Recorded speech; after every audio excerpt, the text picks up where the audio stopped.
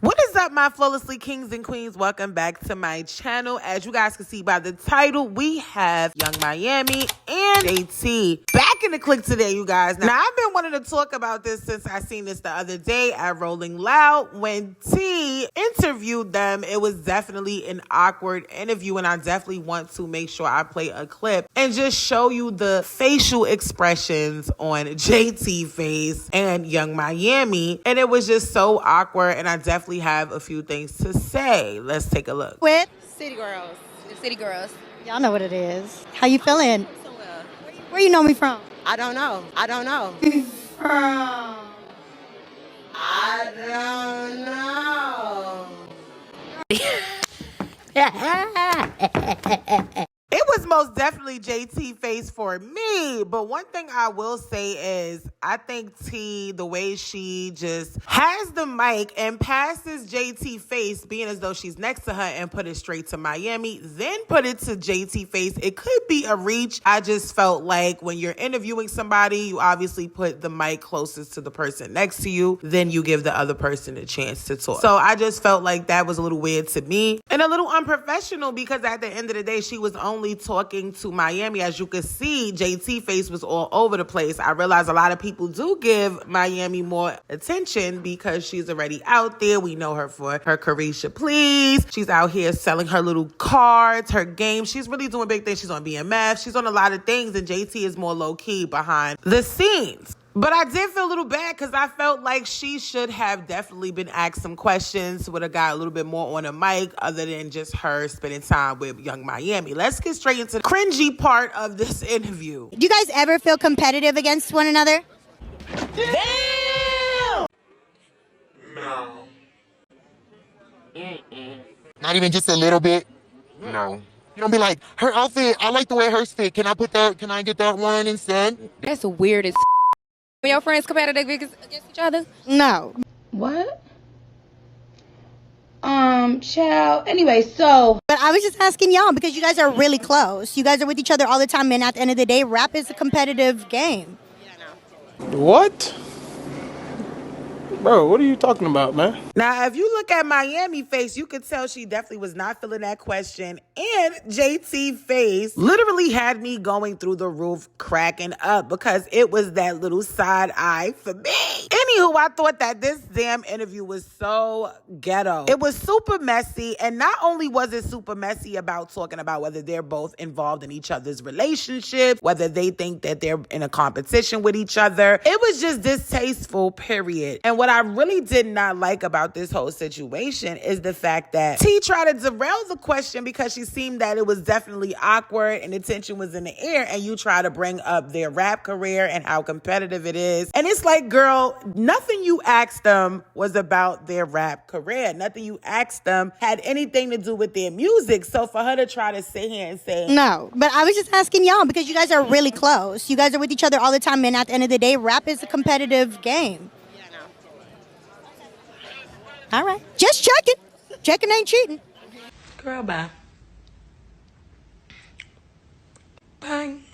I don't know, y'all. That was just super cringy for me, and a lot of people felt the same way on Twitter and Instagram. This person said that I am T Girl who interviewed City Girls. She's saying all women are haters because people telling her interview was bad. Girl, it was bad. What do you want us to do about it? I know JT wanted to slap her. Who hired her? And she also meant 50th year, not day. P.S. Now I want to know what trip she went on. As an interviewer at Rolling Loud concert, why not ask about their music or if there's any new projects coming out? Now, as I said in the beginning click, I definitely agree with that comment about the fact that if you are celebrating the 50th year, even though she said 50th day. Do you know it's the 50th day of hip hop today? No.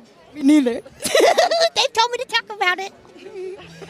Oh my God, corny, lame, boo. To Tomatoes. That was so lame of her to even address it that way. On top of the fact that you were hired by Rolling Loud, who always have nothing but hip hop artists that performs for the concert, and you just sat here and just made a mockery of it and just laughing like that was cute. And it's like, girl, goodbye. And then you would think that you would come harder and bigger and better than that, but you did not even present that statement properly by making sure that you didn't make a mistake by saying day to year. Total difference. Bring back real journalism. Lil Mama with those retarded questions and wasting these people's time. Go have a seat. Rolling Loud maybe hire real journalists, just maybe. Period. This person said it was giving low-key hating on them vibes. Like, why she wasn't asking anything positive? That's weird. Don't let her do no more interviews because, girl, what is you talking about? This was so cringy. Again, let's stop giving influencers with no journalism reporting training opportunities like this. There's plenty of us with great followings and talent out there. This is just... Now, this person, Uncle Johnny, said, but bloggers and journalists are the same. Laugh out loud. Stop giving everyone a mic. Followers doesn't equate tact. Let's do better. Damn! Now, Click, this is why I love to read a lot of people's response, because I need you guys to see a different perspectives from everybody else, and I like to give my opinion. Y'all know I make my reservations, and y'all know we most definitely going to talk about it. Now, first things first, I do not agree with that statement simply because you do not have to go to journalism school. You do not have to spend all this money doing all those things just to make the same amount of money that an actual person who went to school to make. Point blank, period. Now, if that went over your head, let me explain to you and break it down to you even better. I just totally feel like T was not the girl for the job. Point blank, period. Everybody is different. Some people have it naturally. Some people have to go to school and get some lessons to do better. Or some people just may never get it. And I just feel like at this point in the game, T has her own podcast. Some people watch it, some people don't. I know personally me, I've seen a couple clips when she did it with Chris Sean, but other than that, I don't really watch the girl. However, for this interview, it was most definitely cringy, and I think that she could have done a lot better. I think the question cue cards was most definitely a setup,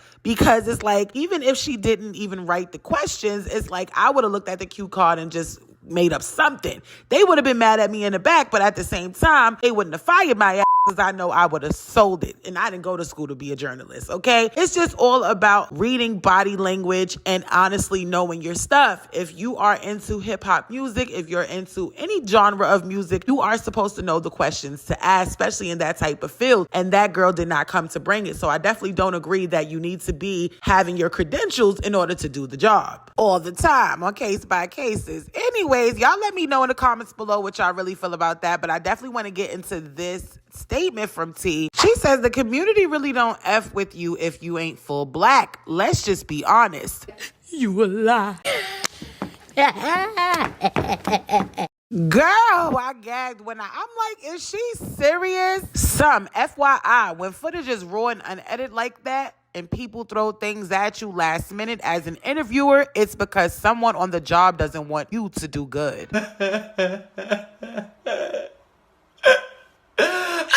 She then said, nothing I haven't dealt with before. The industry is literally high school. The community really don't F with you if you ain't full black. Let's just be honest, is what really took me to the edge. It's like... I see what you did there. I know.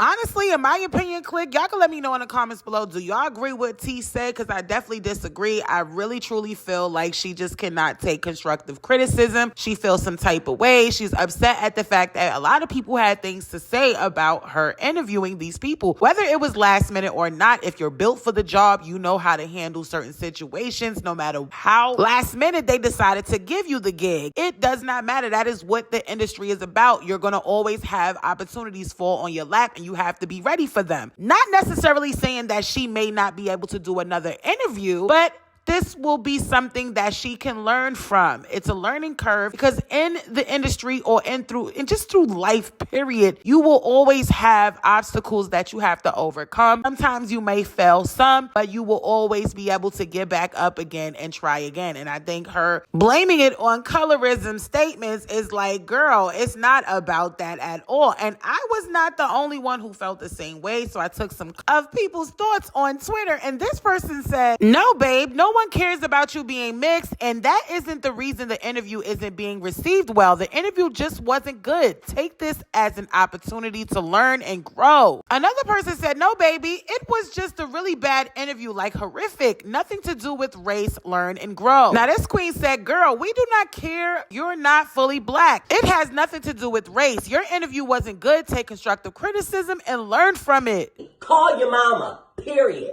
I don't know, Click. Y'all let me know what y'all feel about this. Do y'all think that T's colorism statements are 100% accurate, or do you guys feel like she was overreacting and wasn't able to take criticism? Because a lot of people that are already in the industry, in the fluencer world, because they got clout and because they have done it for so long, they cannot take constructive criticism. I've seen this in so many different areas where everybody feel like they can do everything. And it's not that you can't do it, but some people need to work on their craft. And I think with her interviewing certain celebrities and certain things at a special time, or at last minute may not be for her. So I definitely hope and pray that she can get another gig and she will do a better job this time, rather than thinking that people are being harsh and a colorist. Because I do not think that people, let's just keep it real. Let's come on now. All right. Girls that look like her in high school back in the days were the one that got the most jobs. And still to this day, we see things like this happening. Your average dark-skinned, beautiful black queen is not always chosen to do interviews. It is the girls that look like T. So for T to sit here and say that was just hilarious to me. And I was just bombarded and baffled at the fact that she really sat here and tried to play victim and blame it on colorism. Okay? That's just that on that. Y'all let me know in the comments below what y'all feel about this. Definitely wanted to talk about this. I'll see you guys in the next Click News. If nobody's told you that they love you today, just make sure you guys know that I love you. We are on the road to 100K. I see the subscribers going up. I appreciate you guys. If you guys are new, make sure you guys smash that like button, hit that subscribe, and turn that post notification bell on so you can be notified when I drop the Click News. All right, guys. Bye.